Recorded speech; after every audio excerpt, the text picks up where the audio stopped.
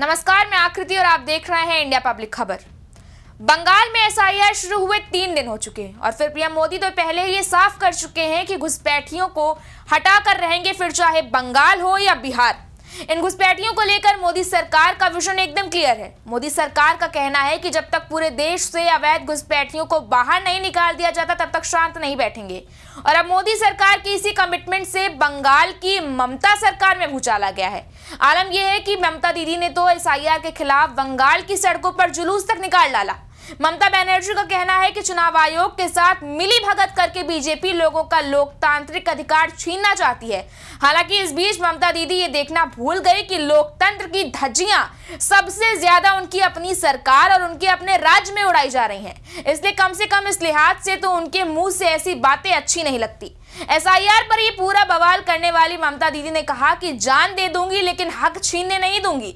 लेकिन यहाँ गौर फरमाइएगा कि हक और हकीकत में जमीन आसमान का फर्क है। दरअसल जब चुनाव आयोग की एक स्पेशल टीम ने बंगाल के हर इलाके में घर घर जाकर के समीक्षा करना शुरू किया, तभी से बंगाल में डेरा जमाए बैठे अवैध घुसपैठियों में खौफ है। बंगाल में इन अवैध घुसपैठियों का आतंक इतना ज्यादा है कि इन्होंने अब चमचमाते और शहरी इलाकों को भी नहीं बख्शा है।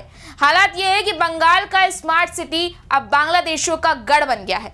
कोलकाता से लगभग 15 किलोमीटर की दूरी पर बसाया गया ये स्मार्ट सिटी, जिसे न्यू टाउन नाम दिया गया है। आपको बताते चले कि न्यू टाउन एक उभरता हुआ आईटी सिटी है, जिसे भारत सरकार ने सोलर सिटी और ग्रीन सिटी के रूप में विकसित किया है। लेकिन अब इसी चकाचौंध के बीच कई संदिग्ध बांग्लादेशी घुसपैठियों ने बस्ती बसा ली है। ये आरोप बार बार लगाए जा रहे हैं और ये कोई 1-2 घर या छोटी मोटी बस्ती नहीं है।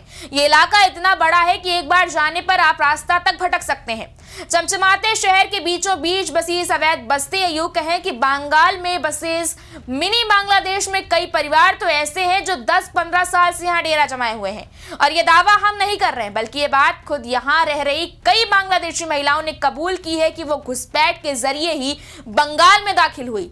और ये मामला और भी ज्यादा पेचीदा तब हो जाता है जब ये पता चलता है कि उन घुसपैठियों के तो आधार कार्ड तक बने हैं।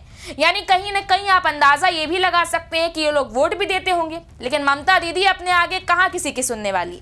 अब उन्हें कौन समझाए कि इन्हीं फर्जी वोटरों को हटाने के लिए एसआईआर की प्रक्रिया हो रही है, जिसकी वजह से आज ये बांग्लादेशी घुसपैठी अपने आशियानों पर ताला लगाकर भाग रहे हैं। और ये लोग कोई बंगाल के किसी दूर दराज इलाके में जाके नहीं बसे थे। आपको शायद सुनकर हैरानी हो, लेकिन ये सभी घुसपैठी ममता दीदी के अपने ही शहर में कब्जा किए बसे हैं। लेकिन ये बात तो ममता दीदी को तब समझ आएगी ना जब उन्हें पीएम मोदी और एसआईआर की प्रक्रिया पर बेफिजूल का विरोध करने से फुर्सत मिले। अब जरा आपको ये भी बताते हैं कि आखिर एसआईआर से बंगाल में क्या फर्क पड़ने वाला है।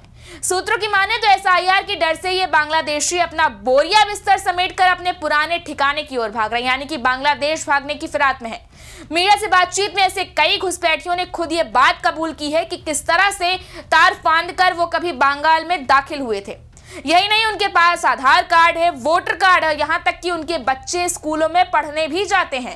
इसलिए अब वो लोग जिन्होंने आधार को नागरिकता का प्रमाण ना मानने की बात पर बवाल मचाया था, आज अपनी आंखों से ये जमीनी हकीकत जरूर देख लें। और ये हाल सिर्फ 1 या 2 इलाकों का नहीं है। एसआईआर शुरू होने के बाद पूरे बंगाल में घुसपैठियों में भगदड़ मच गई है। बंगाल में 48 बांग्लादेशी नागरिकों को बीएसएफ ने धर दबोचा है। ये एसआईआर का डर नहीं तो और क्या है। ये सभी घुसपैठी एसआईआर के डर से ही सीमा पार कर बांग्लादेश भागने की तैयारी में थे, लेकिन उससे पहले ही इनके मंसूबों पर पानी फेर दिया गया।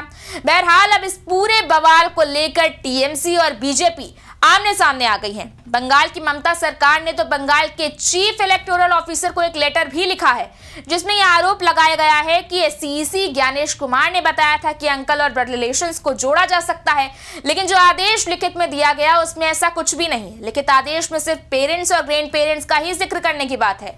टीएमसी का कहना है कि इससे ग्राउंड लेवल पर बीएलओ के बीच कंफ्यूजन बढ़ गया है। खैर, फिलहाल तो बस इतना ही कहा जा सकता है कि कंफ्यूजन बीएलओ के बीच बढ़े ना बढ़े, बंगाल और पूरे देश में घुसपैठियों की संख्या जरूर बढ़ी हुई है।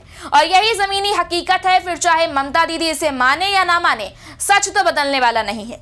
इस बारे में आपकी क्या राय है, हमें कमेंट सेक्शन में आप जरूर बताएं। वीडियो को लाइक करें, शेयर करें, चैनल को सब्सक्राइब करें। शुक्रिया।